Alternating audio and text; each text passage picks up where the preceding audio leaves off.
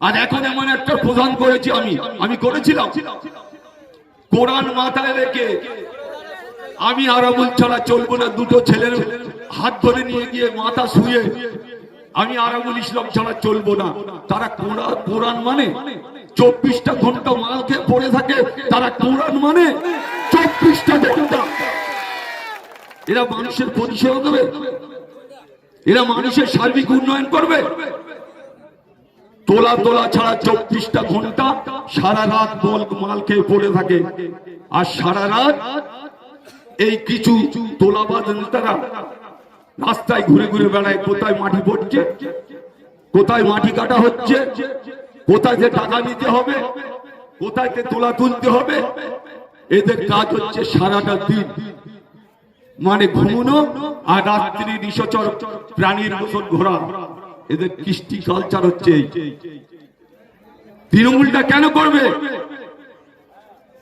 আজকে কেউ যদি বলে আরাবুল ইসলাম গাদ্দার, তার মুখে আপনারা ঝামা ঘষে দেবেন। যদি কোন নেতা বলে আরাবুল ইসলাম গাদ্দার, তার মুখে ঝামা ঘষে দেবেন বাংলার মানুষ। এই শয়তান, যে শয়তান আপনাদের এখানে ক্যান্ডিডেট হয়েছে, 2 কোটি টাকা দিয়ে আরাবুল ইসলামকে বহিষ্কার করা হয়েছে।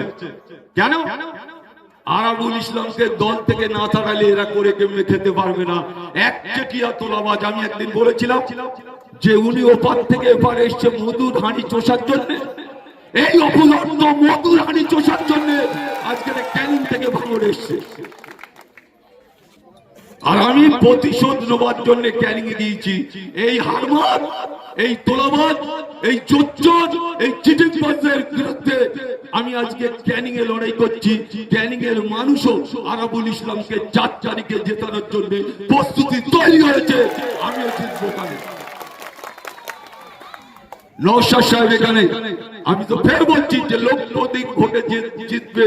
আর যারা তোলাবাজ, যারা চোর, তারা আগামী দিনে বুঝতে পারবে। তাই শুধু আমি বলি আপনাদের কাছে,